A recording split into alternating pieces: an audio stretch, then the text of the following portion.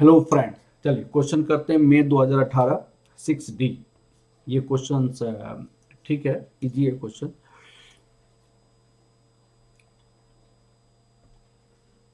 Risk free rate of return आपको 5% है और expected return of market portfolio 11% है।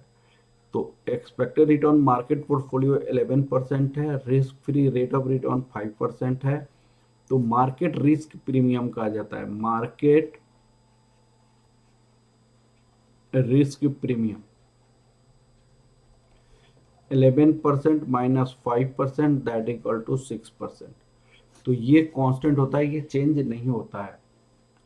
अब आपको क्या है कि यहाँ पे ग्रोथ रेट आपको कंपनी में दिया हुआ है, ग्रोथ रेट दिया हुआ है 8% दिया हुआ है।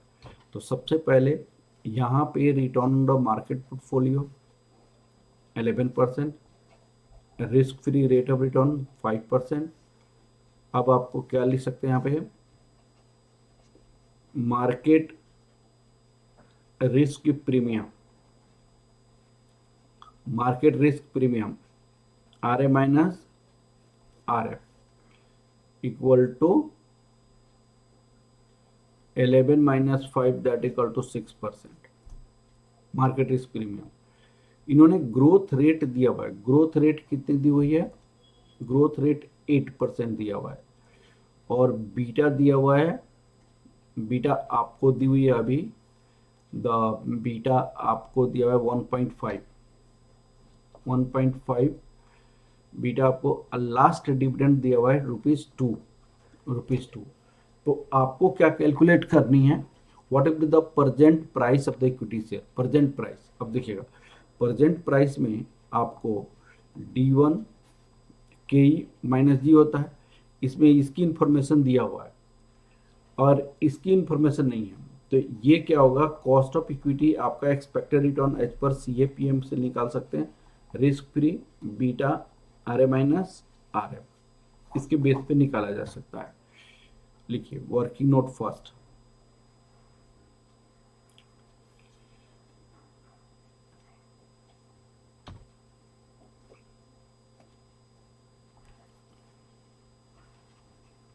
Working note first, calculation of cost of equity.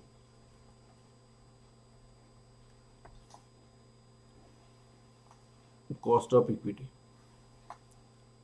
Cost of equity का क्या होगा, KE expected return as per CAPM RF plus beta RA minus RF that equal to 5%, 1.5 that is 11% minus 5%। ये आपका आंसर हो जाएगा 6 into 1.5 plus 5, 14%। This your 14%। Expected dividend कितना हो जाएगा, expected dividend that equal to D1 D0 plus 1 plus G, ये ₹2 है, 1 plus G growth rate, growth rate कितनी है 0.08,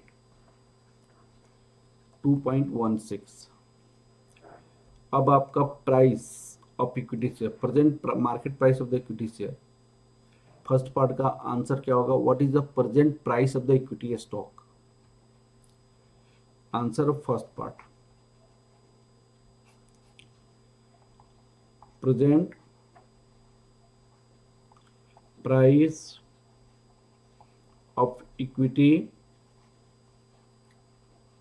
stock that equal to P0 D1 KE minus G. अब यहाँ पे D1 2.16 है, KE कितनी है आपका 0.14, ग्रोथ रेट कितनी है 0.08,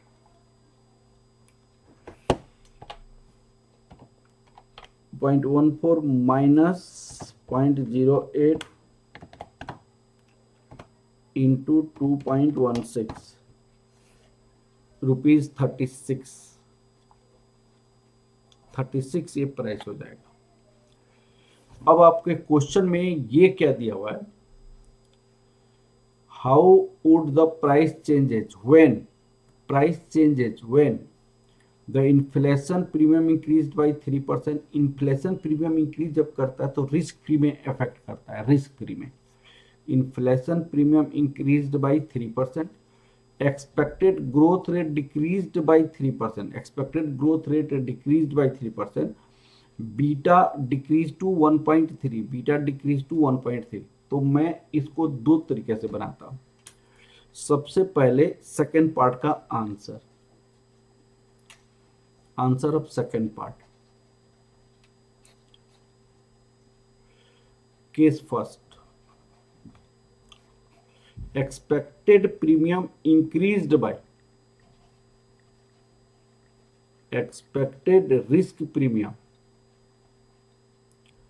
उन्होंने क्या कहा, inflation premium, inflation premium sorry, inflation premium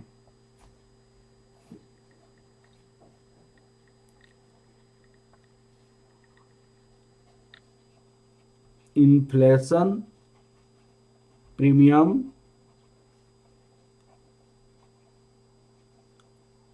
increase by 3%। तो कॉस्ट ऑफ इक्विटी यहाँ पे expected return as per CAPM कितना हो जाएगा, risk free beta R A minus R F. यहाँ पे ये आपको रिस्क फ्री, रिस्क फ्री कितना हो जाएगा, यहाँ पे रिस्क फ्री पहले था 5% प्लस 3% से इंक्रीज कर गया, ये 8% हो जाएगा। तो 8% प्लस बीटा 1.5 था, यहाँ पे R A minus R F 6% ही होगा, तो ये 17% हो जाएगा, 17%। तो यहाँ पे P0 क्या होगा, D1 के माइनस जी, D1 हमने निकाला था 2.16, 0.17 माइनस ग्रोथ रेट 0.8, ऐसे तो कितना हो जाएगा आपका 2.16 डिवाइड 0.09, ये ₹24 हो जाएगा, ये ₹24। अब ये आंसर में ₹24 लिखा है। अब केस सेकेंड आ जाइए आप। सेकेंड केस में क्या है, सेकेंड केस में बाकी सारी चीज वही है, कांस्टेंट मान लिया जाएगा। सेकेंड केस में आपके क्वेश्चन क्या बोला है, expected growth rate decrease by 3%, growth rate. अब आपको यहाँ पे growth rate decrease by 3%, growth rate decrease by 3%। तो जो आपका जी आपके पास 8% था, 3% से गिर जाएगा, तो ये कितना हो जाएगा आपको 5% हो जाएगा, 5% हो जाएगा। अब उस केस में P0 क्या होगा, D0 1 प्लस जी के माइनस जी, तो D0 2 था, 1 प्लस 0.05। ये जो कॉस्ट ऑफ इक्विटी है पहले जो निकाला गया था वही होगा, पहले कितना निकाला गया था 14%, तो यहाँ पे 14% ही होगा। ग्रोथ रेट 0.05 होगा, तो ये 9, तो 2.1 डिवाइड 0.09, तो 23.33 होगा, 23.33। अब देखिए यहाँ पे सेकंड में आंसर 23.33 होगा। अब आपको तीसरा केस क्या है, तीसरा केस, तीसरी केस में आपके पास है, तीसरी केस बीटा आपका 1.3 हो जाएगा, तो उस केस में कॉस्ट ऑफ इक्विटी आपका चेंज हो जाएगा, risk free beta R A minus R F.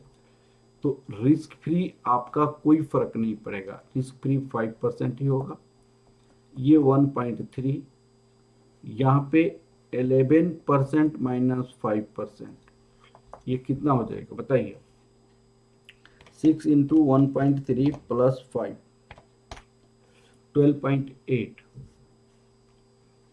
12.8%। तो P0 इक्वल टू D1 के माइनस जी। तो D1 2.16 था, स्टार्टिंग का ही हम देखेंगे कंपेयर में, यहाँ पे ये वाला चीज है। अब आपका कॉस्ट ऑफ इक्विटी कितना हो जाएगा 0.128 माइनस ग्रोथ रेट कितना था 0.08 माइनस 0.08 इंटू 2.16, तो 45 रुपीज हो जाएगा, रुपीज 45 हो जाएगा। तो आंसर चेक कर लीजिए, रुपीज 45 हो गया। अगर तीनों को मैंने सेपरेटली कंसीडर किया तो तीनों को मैंने कहा कैसे कंसीडर किया, सेपरेटली कंसीडर किया। लेकिन अगर मान लीजिए तीनों को एक साथ कंसीडर करेंगे, सपोज तीनों को मैंने एक साथ कंसीडर कर रहे हैं, एज्यूम्ड टू पार्ट का आंसर लिखिएगा, all three consider as one, all three consider as one, हम वन मान लेते हैं, एक मान लेते हैं। तो आपका cost of equity that equal to expected return risk free beta R A minus R F. अब देखिए ये जो पहले 5% था 3% से इंक्रीज गया तो ये 8% हो जाएगा। ये बीटा 1.5 था तो 1.3 हो जाएगा, ये 6% ही होगा। तो कितना हो जाएगा 1.3 इंटू 6 प्लस 8, ये 15.8% हो जाएगा, 15.8%। ये तीनों को एक साथ कंसीडर किया गया तो 15.8%, ये 11 होगा, 15.8%। अब बुक ने कैसे सॉल्व किया उसको छोड़ो, 15.8%। अब D1 कितना हो जाएगा D0 1 प्लस जी, ये 2 है, 1 प्लस ग्रोथ रेट आपको 8% था तो 0.05 5% हो जाएगा, तो ये 2.10 हो जाएगा। तो P0 कितना हो जाएगा D1 के माइनस जी, D1 आपका 2.16 डिवाइडेड बाय 0.158 माइनस ये आपका ग्रोथ रेट 0.05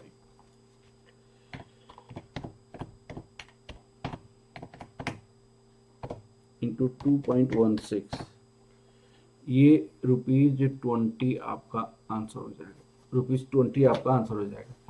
अब देखिए इसमें मैंने फ्लैट 3% इंक्रीज किया है, 3% इंक्रीज किया है। अब क्वेश्चन में ये भी एज्यूम किया जा सकता है कि 5% का 3% और इंक्रीज करना, तो 5.15% हो जाएगा, तो उसमें फर्क हो जाएगा, ठीक है ना। इन्फ्लेशन प्रीमियम जब भी इंक्रीज होता है सिर्फ आपका रिस्क फ्री में इंक्रीज होता है, रिस्क प्रीमियम में नहीं इंक्रीज होता है, क्योंकि दोनों में अगर 5-5% इंक्रीज किया जाए तो आपका कोई इम्पैक्ट नहीं करता है। तो ये क्वेश्चन कंप्लीट हो गया। Okay, thank you class. Okay, thank you very much.